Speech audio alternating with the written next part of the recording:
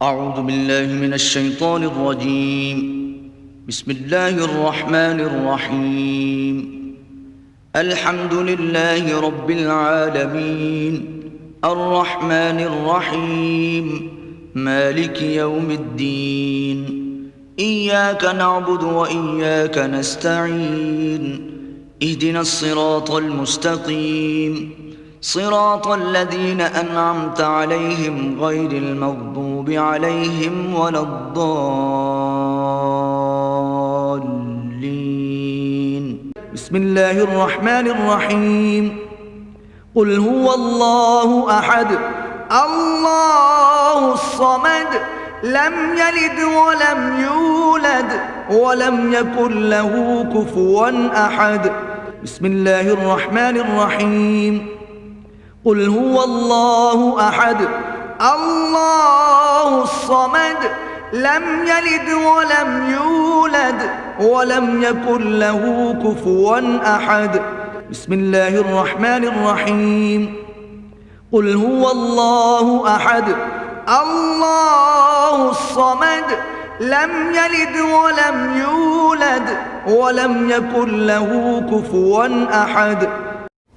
رحم اللہ من قرأ الفاتحہ.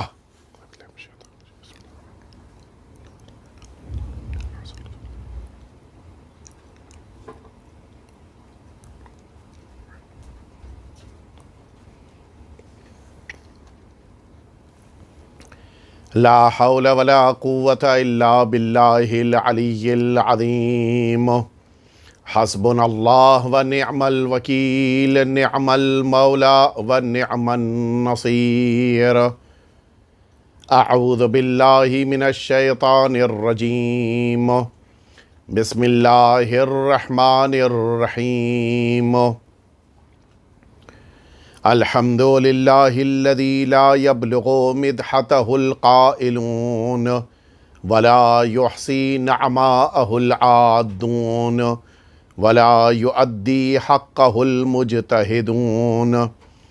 ثم الصلاة والسلام والتحية والإكرام على سيد الأنبياء والمرسلين سيدنا ومولانا أبي القاسم محمد اللهم صل الله عليه وعلى أهل بيته الأطيبين الأنجبين الذين أذهب الله عنهم الرجس وطهرهم تطهيرا. لا سيما الإمام المبين بقية الله في الأرضين واللعنة الدائمة الباقية على أعدائهم أجمعين. أما بعد فقد قال الله الحكيم في كتابه المبين الله أعلم حيث يجعل رسالته. ایک دفعہ مل جل کے صلوات بھیج دیں آپ حضرات. اذان محترم، مسلسل 2 دنوں سے آپ خطبات امام سجاد علیہ الصلاۃ کے ضمن میں مسلسل گفتگو سماعت فرما رہے ہیں. آج اسی سلسلے کی تیسری گفتگو کو آپ حضرات کی خدمتوں میں پیش کرنا ہے. ارشاد رب العزت ہے کہ اللہ سب سے زیادہ بہتر طریقے سے جانتا ہے کہ اپنی رسالت اور اپنی ذمہ داری کو کہاں پر قرار دے اور کسے اس منصب پر فائز کرے. اللہ رب العزت سے بہتر اس کائنات کی حقیقتوں کو کوئی نہیں جانتا، اور اسی لیے جس کا انتخاب اللہ کرے وہ بے نظیر ہوتا ہے. جنہیں اللہ اپنے منصب پر فائز کرے پھر ان کا اس دنیا میں کوئی مثال بن جائے ایسا ممکن نہیں ہے. یہ ممکن نہیں ہے کہ ان کے مقابل میں کوئی شخص ایسا ہو کہ جو کہہ سکے کہ ہم ان کے جیسے ہیں. اللہ نے اس کائنات میں اہل بیت اطہار کو سب سے عظیم شخصیت والے افراد قرار دیا ہے، لہٰذا اب ان اہل بیت اطہار کے مقابل میں کوئی کتنا بھی اپنے قد کو بلند کر لے، وہ اہل بیت اطہار کے مقابل میں ایک ادنا اور معمولی انسان ہی ہو سکتا ہے، اس کا مقابلہ اہل بیت اطہار سے نہیں ہو سکتا ہے۔ جس موقع کے اوپر یہ اہل حرم کا قافلہ سرزمین شام پہنچا تھا اور اس سرزمین پر سازش یہ کی گئی تھی کہ اہل بیت اطہار کے خلاف پروپیگنڈا کیا گیا، اہل بیت اطہار کے خلاف ذہنوں میں اس طرح کے تصورات اور فکروں کو قرار دیا گیا کہ لوگوں کو یہ سمجھایا گیا کہ یہ افراد معاذ اللہ اسلام سے خارج ہیں اور ان کا مسلمانوں سے کوئی تعلق نہیں ہے۔ اس سرزمین پر حتیٰ کوشش یہ کی گئی کہ پیغمبر اسلام سے ان اہل بیت اطہار اور ان اسیروں اور ان معصومین کے رشتے کو بھی لوگوں کے سامنے نہ آنے دیا جائے، لوگ نہ سمجھ پائیں کہ یہ شخصیتیں کون ہیں، لوگوں کو پتہ نہ چلنے پائے کہ جن لوگوں کو اسیر کر کے لایا گیا ہے ان کا رشتہ رسالت مآب سے کیا ہے۔ شام ایک ایسا علاقہ ہے کہ جس علاقے میں سوائے پیغمبر اکرم صلی اللہ علیہ وآلہ وسلم کے کسی اور سے شام والے واقف نہیں ہیں۔ جتنے نام اہل بیت اطہار کے شام والوں تک پہنچ رہے تھے، ان ناموں میں ان کے ذہنوں میں یہ بات بھری جا رہی تھی کہ یہ سب وہ ہیں کہ جن کا دین اسلام سے کوئی تعلق نہیں ہے، لہٰذا اب سب سے بڑی ذمہ داری ہے اس سرزمین شام پر امام سجاد علیہ السلام کی، اس لیے کہ ائمہ اطہار میں بقیہ اماموں کا بعد میں جانا ہوا ہے، سب سے پہلی شخصیت جو سرزمین شام پر پہنچ رہی ہے وہ ہمارے آقا اور مولا امام سجاد علیہ السلام کی ہے۔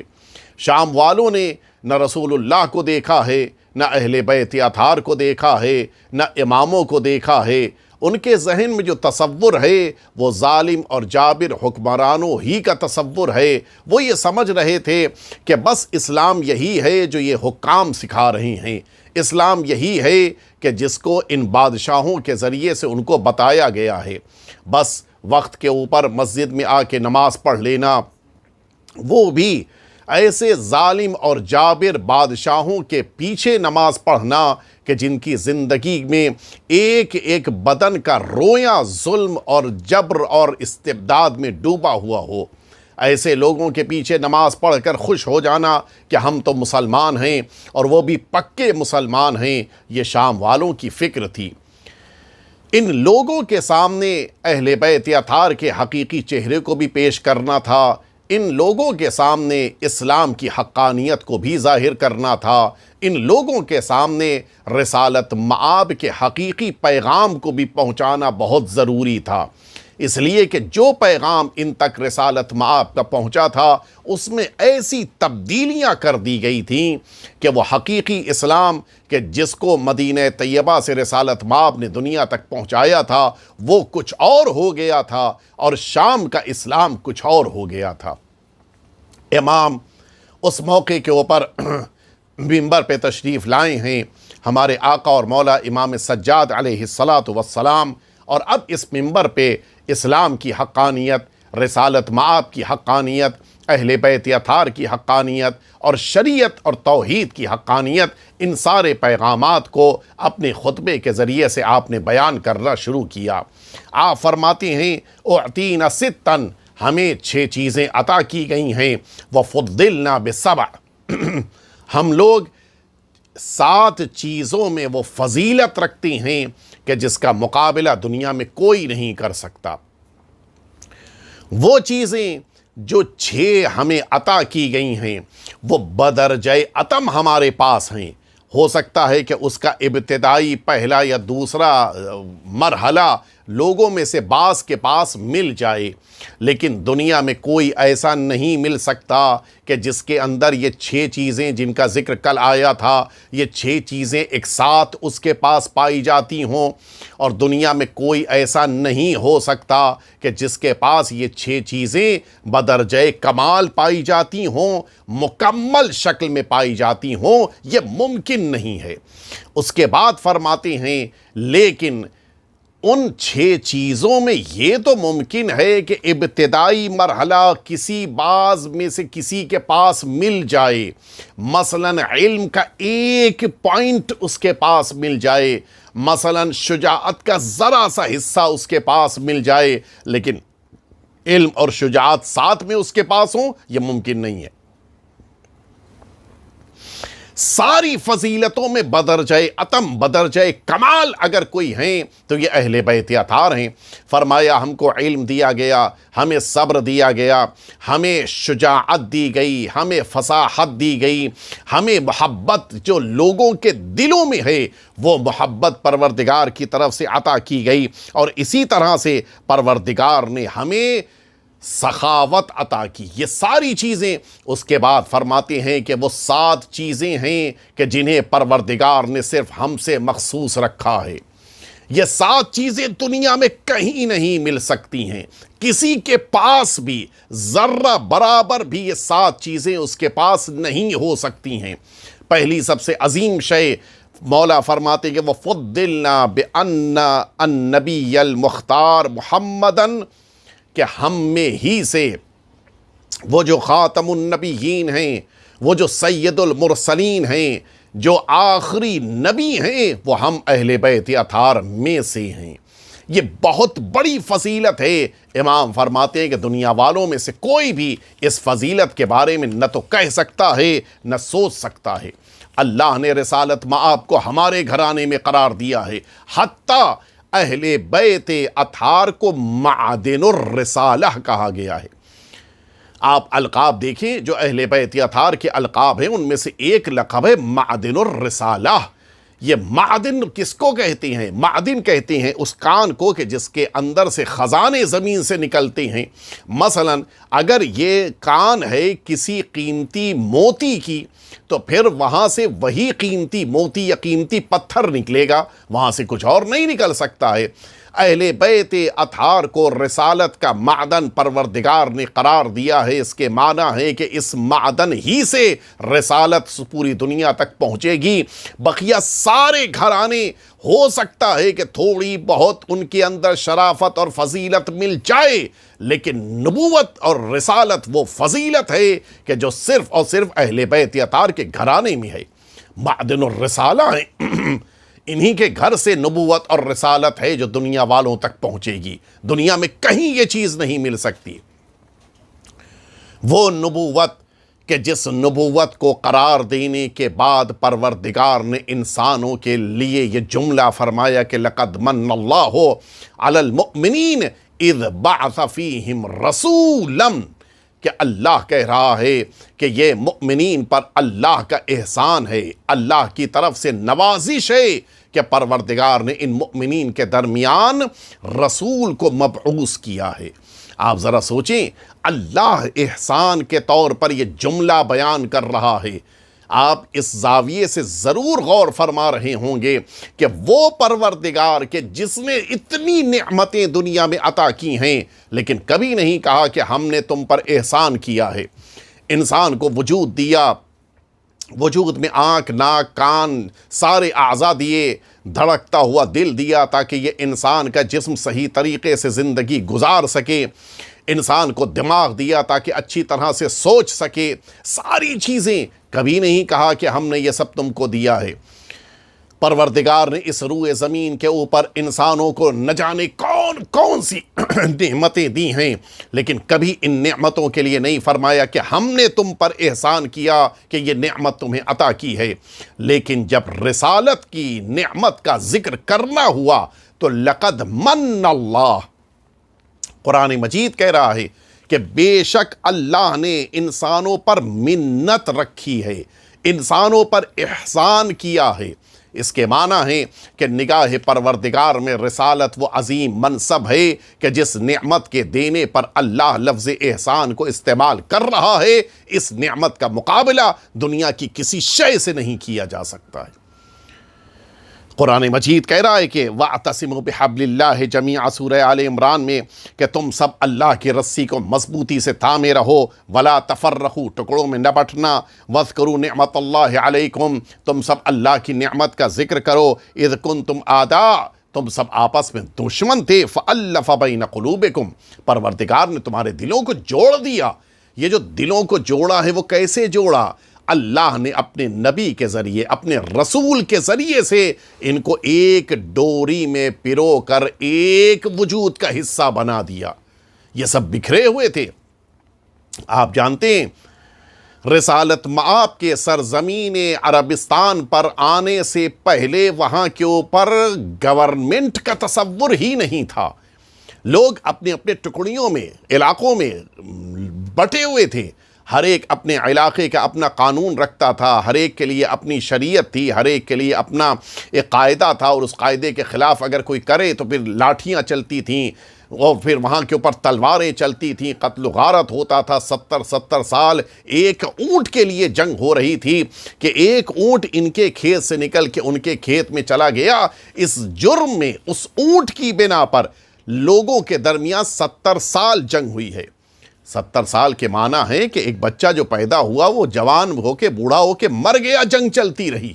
اتنی لمبی جنگ چلی ایک اس بنا پر کہ تمہارا اونٹ میرے کھیت میں کیسے آ گیا۔ ٹکڑیوں میں بٹے ہوئے تھے، ان کے درمیان کوئی میل محبت، کوئی انس نہیں تھا، آپس میں اتنے جھگڑے تھے، اتنے اختلافات تھے کہ نتیجے میں لوگ اپنے گھروں میں سکون سے نہیں رہتے تھے۔ فَأَلَّفَ بَيْنَ قُلُوبِكُمْ اللہ نے اپنے رسول کے ذریعے سے ان سب کے درمیان میل محبت پیدا کر دی۔ قرآن مجید کہہ رہا ہے کہ فَأَصْبَحْتُمْ بِنِعْمَتِهِ إِخْوَانًا کل تم آپس میں ایک دوسرے کو قتل کرتے تھے، رسالت مآب کے اس سرزمین عربستان پر آ جانے کے بعد تم لوگ آپس میں بھائی ہو گئے۔ یہ عظیم نعمت اہل بیت اطہار کے رسول کے ذریعے سے آئی ہے۔ فرمایا وَكُنْتُمْ عَلَى شَفَا حُفْرَةٍ مِّنَ النَّارِ فَأَنْقَذَكُم مِّنْهَا تم سب بالکل آگ کے گڈھے کے بالکل ککار پہ کھڑے ہوئے تھے۔ آپ نے کبھی غور کیا ایک گڈھا کھودا جائے، جس گڈھے میں پوری طرح سے آگ بھڑکا دی جائے، اور پھر اس گڈھے کے بالکل پاس میں لے جا کے انسانوں کو کھڑا کر دیا جائے کہ بس اتنی قریب ہو چکے ہوں یہ سب کہ اگر ایک تیز ہوا کا جھونکا بھی آ جائے تو یہ سب گر پڑیں اس آگ میں۔ قرآن مجید کہہ رہا ہے کہ تم سب آگ کے اس گڈھے کے کگار پہ جا کر کھڑے تھے، فَأَنْقَذَكُم مِّنْهَا پروردگار نے تم سب کو ان سے بچا لیا، تمہیں نجات ملی ہے رسول کے ذریعے سے۔ اور اسی کی طرف امام اشارہ کر رہے ہیں یزید کے دربار میں کھڑے ہو کر کہ جس رسول کی مسند پر بیٹھ کر تم خلیفۃ الرسول کہلا رہے ہو وہ رسول میرے جد ہیں۔ جس رسول کا نام لے کر تمہیں یہ حاج حق ملا ہے کہ مسلمانوں پر حکومت کرو، وہ رسول اہل بیت اطہار کے خاندان سے اس دنیا میں آئے ہیں۔ یہ بہت بڑی فضیلت ہے۔ اس کے بعد فرماتے ہیں وَمِنَّ الصِّدِّيقِ پروردگار نے صدیق ہمارے درمیان رکھا ہے۔ آپ واقف ہیں ایک لقب ہے صدیق، کہتے ہیں بہت زیادہ سچ بولنے والا۔ ایک لقب ہے یہ صدیق کہ جس صدیق لقب کو لوگوں نے چھیننے کی کوشش کی سرکار امیر المؤمنین حضرت علی ابن ابی طالب علیہ السلام سے۔ روایتوں میں ہے کہ سرکار رسالت مآب نے فرمایا کہ الصدیقون ثلاثہ، یہ سچے دنیا میں 3 بڑے ہیں، جن میں سے پہلے ہیں کہ حبیب النجار مؤمن آل یاسین الذی قال یا قوم اتبعوا المرسلین، یہ پہلے صدیق ہیں۔ اس کے بعد رسول اللہ فرماتے ہیں وحزقیل مؤمن آل فرعون، تفصیل کی گنجائش نہیں ہے، اب فرعون کے خاندان کا وہ مؤمن حزقیل تھا، وہ دوسرا صدیق ہے، وعلی ابن ابی طالب، اور تیسرے صدیق سرکار امیر المؤمنین حضرت علی علیہ السلام ہیں۔ فرماتے وَهُوَ أَفْضَلُهُمْ، یہ باقی سب سے زیادہ فضیلت رکھتے ہیں امیر المؤمنین حضرت علی ابن ابی طالب علیہ السلام۔ اسی لیے امیر المؤمنین نے ایک جگہ کے اوپر جملہ فرماتے ہیں انا الصدیق الاکبر، میں سب سے بڑا صدیق ہوں۔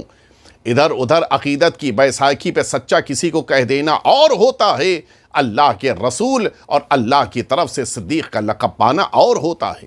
اللہ کے رسول نے انہیں صدیق کہا ہے۔ آپ غور فرمائیں، ہمارے چوتھے امام نے شام میں یزید کے دربار میں اپنے دادا کا جب ذکر فرمایا تو یہ نہیں فرمایا کہ وصی پیغمبر میرے خاندان کے ہیں، یہ نہیں فرمایا کہ داماد پیغمبر میرے خاندان کے ہیں، یہ نہیں فرمایا کہ رسالت مآب کے ہر میدان کا سب سے بڑا مجاہد میرے خاندان کے امیر المؤمنین ہیں، ایسا کوئی جملہ نہیں فرمایا۔ فرمایا تو صدیق فرمایا، وَمِنَّ الصدیق، سچا جو امیر المؤمنین کا لقب ہے وہ ہم میں سے ہے۔ وجہ کیا ہے؟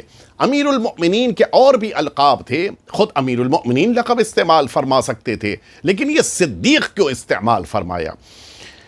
شرح لکھنے والوں نے ایک وجہ لکھی ہے، وجہ یہ ہے کہ شام میں پروپیگنڈا یہ کیا گیا تھا کہ معاذ اللہ سرکار امیر المؤمنین معاذ اللہ ثم معاذ اللہ نماز نہیں پڑھتے، امیر المؤمنین مسجد نہیں جاتے، معاذ اللہ امیر المؤمنین کو دین کا خیال نہیں ہے، معاذ اللہ امیر المؤمنین کو شریعت کا پاس نہیں ہے۔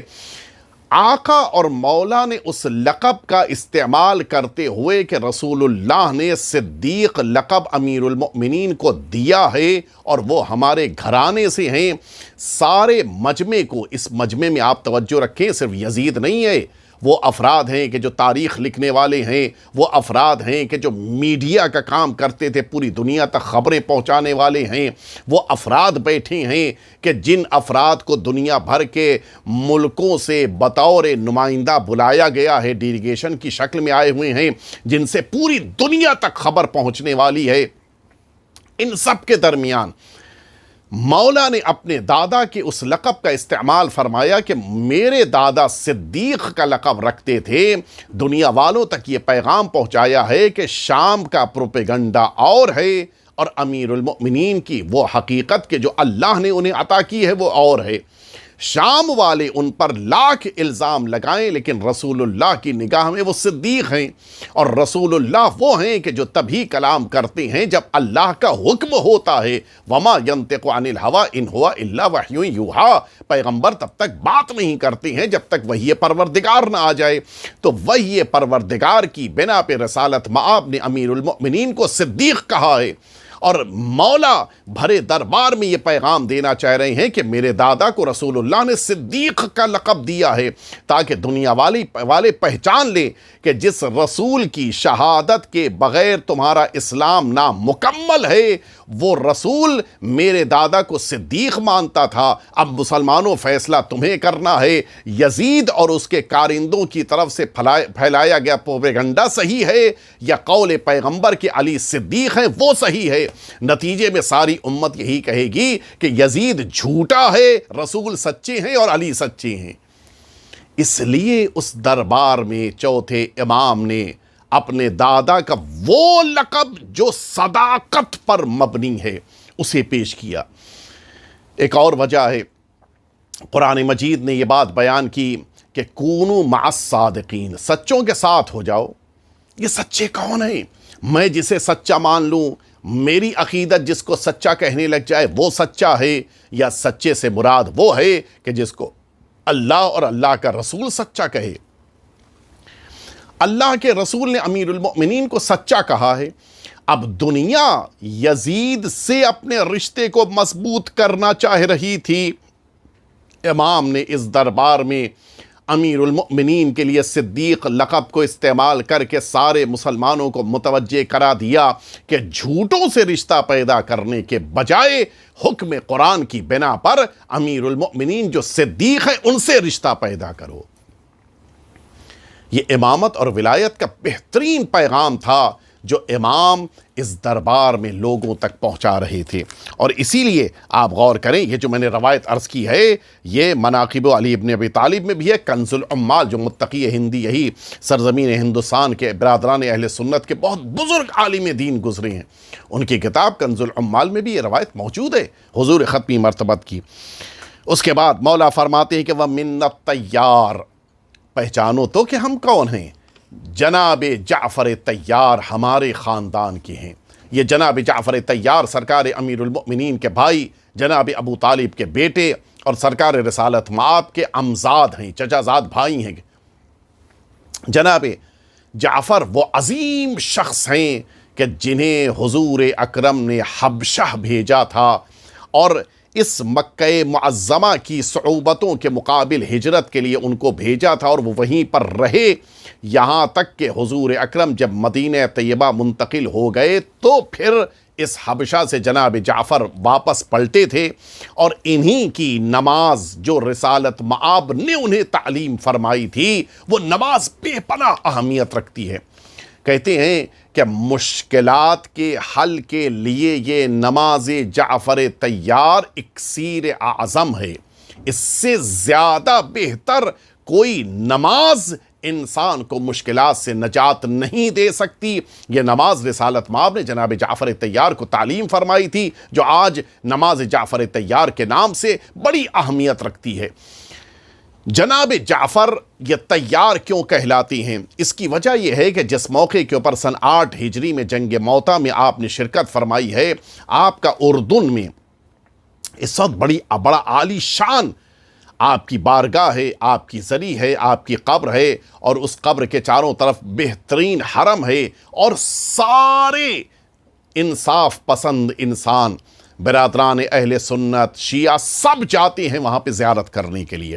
روم سے جنگ ہو رہی ہے، جنگ موتا، اور اس جنگ میں جناب جعفر شرکت کر رہے ہیں۔ عالم یہ ہے کہ آپ کے ہاتھ میں پرچم ہے اور بڑھ بڑھ کے دشمنوں پہ حملہ کر رہے ہیں۔ ایک وقت ایسا آیا کہ چاروں طرف سے ان کو دشمنوں نے گھیر لیا تھا، اور جب دشمنوں کے درمیان انہوں نے اپنے کو گھرا ہوا دیکھا تو اب ظاہر ہے کہ گھوڑے کو روک کر آگے بڑھنا ایک مشکل کام ہوتا ہے۔ گھوڑے سے نیچے اترے اور اس کے بعد جو انہوں نے مارکے کی جنگ کی ہے تو دشمن کی فوجیں پیچھے بھاگ رہی تھی۔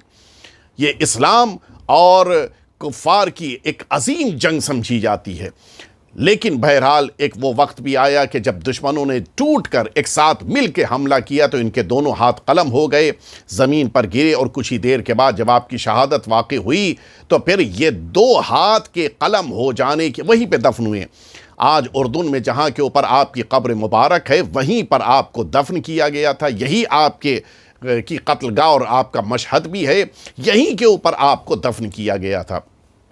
حضور اکرم کو جب مکمل خبر بتائی گئی کہ اس طرح سے آپ کو مظلومیت کے ساتھ دونوں ہاتھ قلم کرنے کے بعد شہید کر دیا گیا، اس موقع کے اوپر حضور اکرم نے یہ جملہ فرمایا تھا کہ ان لجعفر جناحین فی الجنہ، جناب جعفر کے 2 ہاتھ قلم ہو چکے ہیں، لیکن اس کی بنا پہ پروردگار نے جنت میں انہیں 2 پر عطا کیے ہیں، یطیر بہما، کہ جن 2 پروں کے ذریعے سے وہ اس جنت میں پرواز کرتی ہیں۔ عوضاً من یدیہ اللتین قطعتا فی المعرکہ، فرمایا تھا ان 2 ہاتھوں کے عوض کے جو اس جنگ میں جناب جعفر کے کاٹ دیے گئے تھے۔ اللہ نے جناب جعفر کو اتنا رتبہ دیا کہ ان کو 2 پر دیے ہیں جنت میں کہ جن کے ذریعے سے وہ پرواز کرتے ہیں جنت میں۔ اب آپ سوچیں، اسی بنا پر ان کو طیار کہا جاتا ہے، مکمل نام ہے جعفر طیار۔ مولا فرماتے ہیں کہ وَمِنَّ الطَّيَّارِ، یزید جناب طیار میرے دادا کے بھائی ہیں، تمہارے خاندان سے ان کا کوئی رشتہ نہیں ہے۔ یہ بہت بڑی فضیلت تھی، سارے عربوں کے درمیان بڑی اہمیت تھی جناب جعفر طیار کی، اور جناب جعفر طیار کا ایک خاص احترام تھا مسلمانوں کے بیچ۔ مسلمانوں کے درمیان جناب جعفر کا نام آ جاتا تھا تو ایک خاص انسانوں کی نگاہ میں احترام کا جذبہ پیدا ہو جاتا تھا۔ امام نے اسی طرف اشارہ کرتے ہوئے کہا کہ منت تیار، یہ جناب جعفر تیار ہمارے خاندان کی ہیں، اسلام کے لیے قربانی دی، اسلام کے لیے دونوں ہاتھ کٹائے، اسلام کے لیے انہوں نے پہلی ہجرت برداشت کی، اسلام کے لیے انہوں نے کفار سے جنگ کی، یہ ساری فضیلتیں اس انسان کی ہیں کہ جو ہمارے خاندان سے تھا۔ اور پھر رسالت مآب نے جن کے بارے میں خبر دی ہے کہ وہ جنت میں دو پروں کے ساتھ پرواز کر رہے ہیں، تو اب ان کے بعد دنیا میں بقیہ لوگوں کے بارے میں بھی گفتگو ہوتی ہے، وہ اللہ کی راہ میں قتل ہو گئے، ٹھیک سیدھے جنت جائیں گے، وہ اللہ کی راہ میں شہید ہو گئے، وہ جنت جائیں گے، یہ لوگوں کا کہنا ہے۔ کیا واقعاً وہ اللہ کے لیے قتل کیے گئے؟ کیا واقعاً وہ جنت جائیں گے؟ کون بتا سکتا ہے؟ لیکن جن کے بارے میں رسالت مآب یہ اعلان کر دیں کہ وہ جنت میں دو بالوں پر کے ذریعے سے پرواز کر رہی ہیں، اس کے معنی ہے کہ یقیناً ان کو جنت میں ہی قرار دیا گیا ہے۔ اور اسی بات کی طرف میرے آقا اور مولا نے اس دربار میں اشارہ فرمایا کہ وَمِنَ الطَّيَّارِ۔ آپ نے غور فرمایا کیوں یہ جملہ میرے آقا نے فرمایا؟ یزید نے اپنے درباریوں کے بیچ میں یہ اعلان کیا تھا کہ میں بتائے دیتا ہوں کہ نہ تو اللہ کی طرف سے کوئی وحی آئی ہے معاذ اللہ، نہ قرآن آیا ہے، نہ وہ جن کو لوگ رسول کہتے ہیں وہ رسول ہیں۔ امام نے بھرے دربار میں یزید کو رسوا اور ذلیل کرتے ہوئے یہ اعلان کر دیا کہ جنہیں اللہ کے رسول نے تیار کہا تھا وہ واقعاً جنت میں عظیم درجے پر فائز ہیں، اور رسول کی دی ہوئی خبر کا صحیح ہونا یعنی رسالت کی تصدیق کا مانا جانا ہے۔ رسول اللہ کی بھی تصدیق ہو رہی ہے اسی جملے کے ذریعے سے۔ امام نے فرمایا وَمِنَ الطَّيَّارِ، اور اس کے بعد فرماتے ہیں اگلا جملہ وَمِنَ أَسَدُ اللَّهِ وَأَسَدُ رَسُولِهِ، ہم میں سے ہی اللہ اور اللہ کے رسول کا شیر ہے۔ آپ سمجھیے کس کے لیے جملہ ہے؟ سرکار امیر حمزہ کہ جن کو جنگ احد میں بڑی مظلومیت کے ساتھ شہید کیا گیا ہے، جناب امیر حمزہ کو میدان احد میں شہید کیا گیا، اور پھر جناب امیر حمزہ کو رسول اللہ نے یہ لقب دیا تھا کہ وہ اسد اللہ اور اسد رسول اللہ ہیں۔ یہ لقب بھی اسی جنگ احد میں آپ کو عطا کیا گیا ہے۔ اور پھر میں عرض کروں آپ کی خدمت میں، جناب امیر حمزہ اس میدان احد میں شہید ہونے کے بعد بھی بڑے مظلوم واقع ہوئے ہیں۔ جس موقع کے اوپر جناب امیر حمزہ کو اس غلام نے کہ جو ہندا کا غلام تھا اس نے نیزے کے ذریعے سے شہید کیا، آپ سنیں تاریخ اور سمجھیں کہ پس منظر کیا ہے کہ کیوں امام نے اس بھرے دربار میں جناب امیر حمزہ کا رشتہ اپنی ذات سے لوگوں کے سامنے پیش کیا ہے۔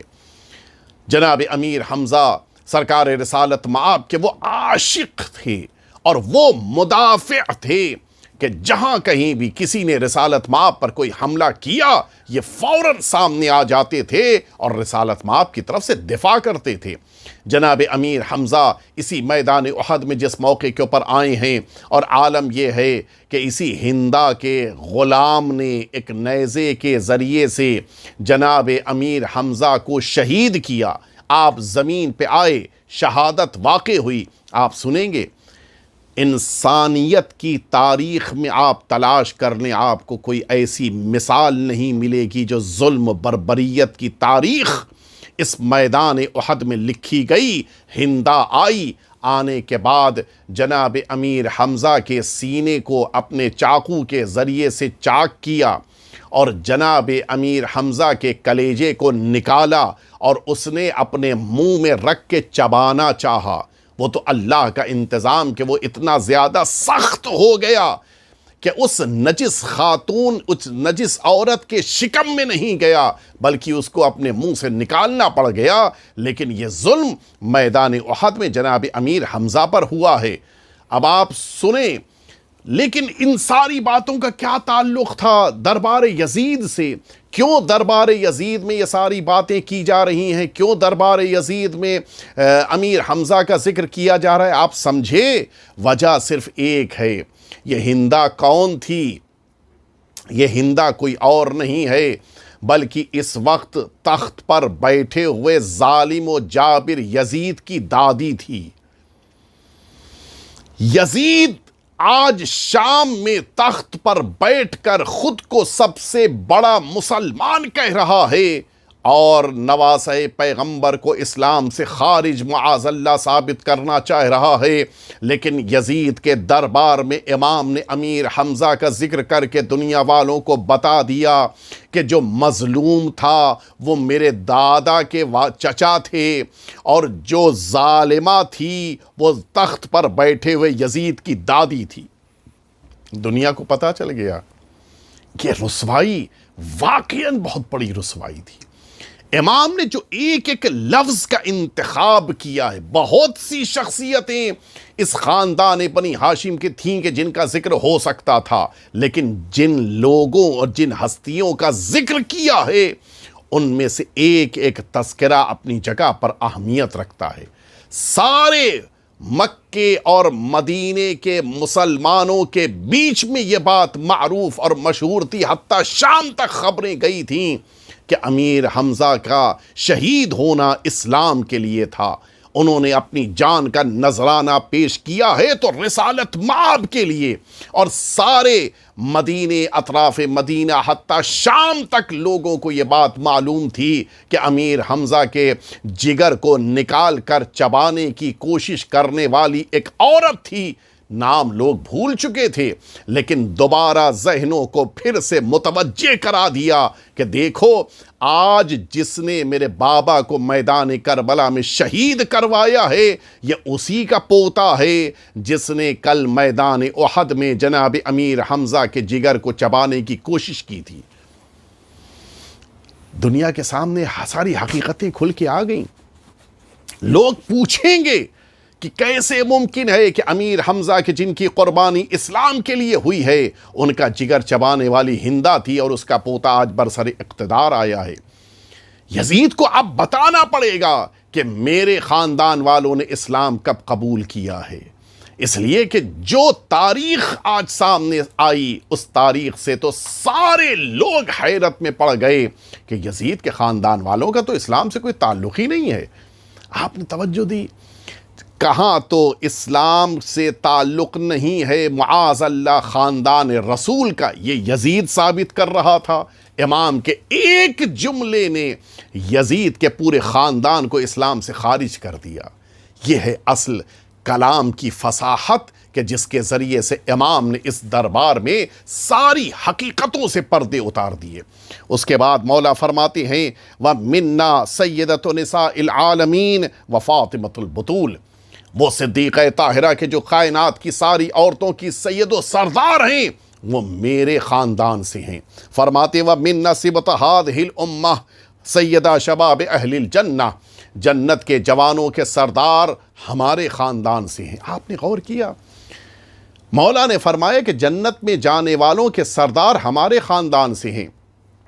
لوگ پوچھیں گے کہ وہ کون ہیں؟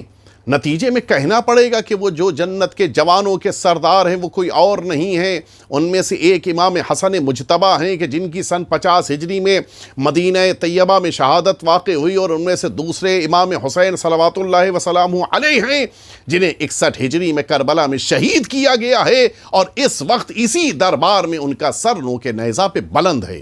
کہنا پڑے گا امام نے اس انداز سے اس امت تک یہ بات پہنچا دی۔ اور اس کے بعد جملہ بعض روایتوں میں ہے کہ فرماتے وَمِنَّ الْمَهْدِي هَذِهِ الْأُمَّةِ الَّذِي يَقْتُلُ السُّفْيَانِي، مولا فرماتے کہ میرے ہی خاندان کا وہ مہدی ہے کہ جو آخری دور میں آئے گا اور سفیانی کو قتل کرے گا۔ کیا ضرورت تھی اس دربار یزید میں سفیانی کا ذکر کرنے کی؟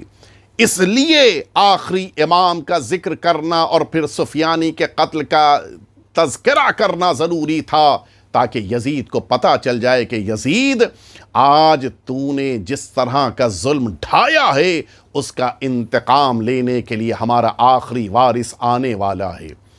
وہ آخری وارث اس روئے زمین پہ آ کر انتقام لے گا، وہ آخری وارث خون امام حسین کا انتقام لینے کے لیے آنے والا ہے۔ یہ دربار میں امام پیغام پہنچا رہے ہیں۔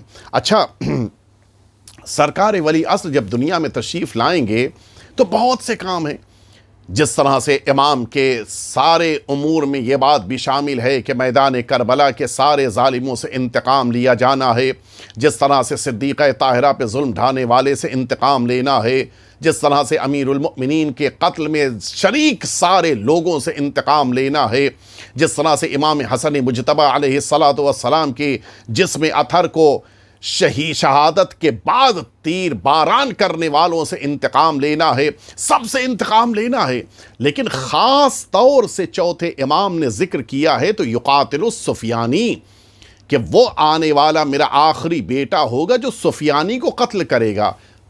توجہ فرمائی آپ نے، سفیانی کیوں امام نے اس دربار میں اس کا ذکر کیا؟ وجہ صرف یہی تھی کہ یزید جس خاندان کا تو اپنے کو چشم و چراغ سمجھتا ہے، اسی خاندان کا وہ بھی آخری ہوگا کہ جس کو سفیانی کہا جائے گا، جو سفیان کے گھرانے سے ہوگا، اور اس کو آنے والا آخری وارث پیغمبر قتل کرے گا. یعنی امام بتانا چاہ رہے ہیں کہ تم پہچانو. اچھا، سرکار ولی عصر کا نام امام مہدی کی شکل میں سارے لوگوں کی زبان پر رہتا تھا. سارے مسلمان، وہ مکے کے ہوں، مدینے کے ہوں، شام کے ہوں، اطراف شام کے ہوں، کوفے کے ہوں، بصرے کے ہوں، سب کو پتا تھا کہ وہ آخری مہدی ہوگا کہ جو خاندان پیغمبر سے ہوگا، اور جس کا کام یہ ہوگا کہ دنیا کو ظلم و جور سے بھر دے، جو بھری ہے اس کو پوری طرح سے عدل و انصاف سے بھر دے. امام نے اسی لیے سفیانی کے قتل کا ذکر کیا کہ یاد رکھو وہ آخری وارث پیغمبر جس کو قتل کرے گا وہ تمہارے خاندان کا وارث ہوگا. وہ آخری معرکہ جو ہوگا وہ رسالت مآب کے خاندان اور یزید کے خاندان کا ہوگا. ادھر سے آنے والا آخری فرزند زہرا ہوگا اور ادھر سے آنے والا آخری سفیان کے گھرانے کا سفیانی ہوگا. ان دونوں کا مقابلہ ہوگا، اور اس مقابلے میں جو حق پر ہے یعنی اللہ کے رسول کے گھرانے کا وہ آخری نمائندہ وہ کامیاب ہوگا. امام نے پھر ایک بار یزید کو بھرے دربار میں ذلتوں کے مقعر میں ڈھکیل کر یہ بتا دیا کہ امام وقت کی فصاحت کا معجزہ یہی ہوتا ہے کہ حقیقتوں سے پردے ہٹتے جاتے ہیں اور پھر لوگوں کی آنکھوں کے سامنے ساری چیزیں عیاں ہوتی جاتی ہیں. ہاں، اس شام کے دربار میں امام نے یہ خطبہ دیا. اس کے بقیہ پہلو میں انشاءاللہ آئندہ گفتگو میں آپ کے سامنے عرض کروں گا. لیکن حقیقت یہ ہے، امام نے جس موقع کے اوپر اپنے بابا کا نام لیا ہوگا، کس انداز میں امام نے فریاد کی ہوگی. میرے بابا آج اسی دربار میں نوک نیزہ کی بلندی کے اوپر سر ہے. میرے بابا پہ کتنا ظلم ہو رہا ہے. سنیں گے آپ. یہی دربار ہے کہ جس دربار میں جس موقع کے اوپر امام پہنچے ہیں اور یزید نے لوگوں سے پوچھنا شروع کیا کہ بتاؤ یہ سب کون ہیں، اور اچانک پتہ چلا کہ یہ علی ابن الحسین ہیں کہ جو زنجیروں میں جکڑے ہوئے ہیں. کہتا ہے یزید کہ کیا اللہ نے علی ابن الحسین کو قتل نہیں کیا؟ مولا جواب میں فرماتے ہیں کہ نہیں، وہ کہ جس کو تمہارے لشکریوں نے قتل کیا وہ میرا بھائی علی تھا، لیکن اللہ نے مجھے زندگی دی اور میں بچ کے یہاں تک آیا ہوں. یزید نے حکم دیا کہ اس کو بھی قتل کر دیا جائے. سنیں گے آپ. امیر المؤمنین کی لاڈلی بیٹی جناب زینب کبریٰ کو جلال آ گیا اور فرماتی ہیں کہ یزید کیا تیرے اندر اتنی جرأت ہے کہ تو میرے بھتیجے کو قتل کر سکے؟ میں سید سجاد کی محافظ ہوں، تیرے اندر یہ ہمت نہیں ہے کہ تم سید سجاد کو قتل کر سکو؟ اور یہ کہہ کہ زنجیروں میں جکڑی ہوئی زینب علیہ مقام، رسیوں میں جکڑی ہوئی زینب آ کے سید سجاد کے آگے کھڑی ہو گئی اور آواز دیتی ہے کہ کوئی نہیں اس میں ہمت رکھتا جو مجھ سے پہلے میرے بھتیجے کو قتل کر دے۔ سنو گے عزاداروں، یزید غیظ کا عالم ہے، حکم دیتا ہے کہ اس حسین کے بیٹے سے پہلے علی کی بیٹی کو قتل کر دیا جائے۔ بس یہ جملہ سننا تھا کہ اس بھرے دربار میں ایک اور منظر دکھائی دیا۔ سامنے آ کر جناب فضہ کھڑی ہو گئیں اور آواز دیتی ہیں، یزید کیا تیری یہ مجال ہے کہ تو میری شہزادی کو قتل کرے؟ تیری تلواریں تب میری شہزادی تک پہنچ سکتی ہیں کہ جب تم فضہ کو قتل کر دو۔ حکم دیا گیا کہ فضہ کو قتل کر دیا جائے۔ سنو گے عزاداروں، جیسے ہی فضہ کے قتل کا حکم صادر ہوا، جناب فضہ نے یزید کے پیچھے کھڑے ہوئے سارے حبشی غلاموں کو خطاب کر کے آواز دی، اے حبش کے رہنے والوں، تمہاری غیرت کو کیا ہو گیا ہے؟ تمہارے علاقے کی ایک خاتون کو قتل کرنے کے لیے تلواریں نکالی جا رہی ہیں اور تم میں سے کوئی نہیں ہے جو آگے بڑھ کر اس کی حمایت کرے۔ آپ سنیں گے مقتل میں جملہ ملتا ہے، 70 تلواریں یزید کے دربار میں نکل آئیں۔ ہر طرف سے آواز اٹھ رہی تھی کہ یزید، اگر اس خاتون کی طرف ایک تلوار بھی بڑھی تو اس دربار میں خون کی ندیاں بہہ جائیں گی۔ ممکن نہیں ہے کہ حبش کی خاتون تک کوئی تلوار پہنچے، اس کے بدن کو کوئی تکلیف پہنچے، اسے کوئی گزند پہنچے، ہم برداشت نہیں کر سکتے ہیں۔ عزاداروں، معاملہ رفع دفع ہوا اور پھر نتیجے میں سب کی جانوں کو چھوڑ دیا گیا۔ لیکن کوئی زینب کے دل سے پوچھے کیا گزر گئی ہوگی؟ شاید زینب نے مدینے کا رخ کر کے اپنے نانا سے کہا، اے میرے نانا، آج دربار میں حال یہ ہے، عالم یہ ہے کہ ایک حبش کی خاتون کی حمایت کرنے کے لیے 70 تلواریں نکل آئی ہیں، لیکن اے نانا، اس دربار میں کوئی ایسا مسلمان نہیں ہے یہ آواز دے کہ یہ رسول کی بیٹیاں ہیں، ان کے اوپر اس طرح سے ظلم نہ ڈھایا جائے۔ وَسَيَعْلَمُ الَّذِينَ ظَلَمُوا أَيَّ مُنْقَلَبٍ يَنْقَلِبُونَ إِلَٰهِ بِحَقِّ الزَّهْرَاءِ وَأَبِيهَا وَبَعْلِهَا وَبَنِيهَا وَالسِّرِّ الْمُسْتَوْدَعِ فِيهَا أَن تُصَلِّيَ عَلَى مُحَمَّدٍ وَآلِ محمد۔ پروردگار ہم سب کے آقا اور مولا سرکار ولی عصر کے ظہور پر نور میں تعجیل فرما۔ ہم سب کی طرف سے آقا کی بارگاہ میں تعزیت و تسلیت پیش فرما۔ پروردگار ہم سب کو اہل بیت اطہار بالخصوص امام حسین کے خدمت گزاروں میں شمار فرما۔ پروردگار اس کورونا کے شر سے تمام انسانیت کو نجات عنایت فرما۔ وصلی اللہ علی سیدنا محمد وآلہ الطیبین الطاہرین۔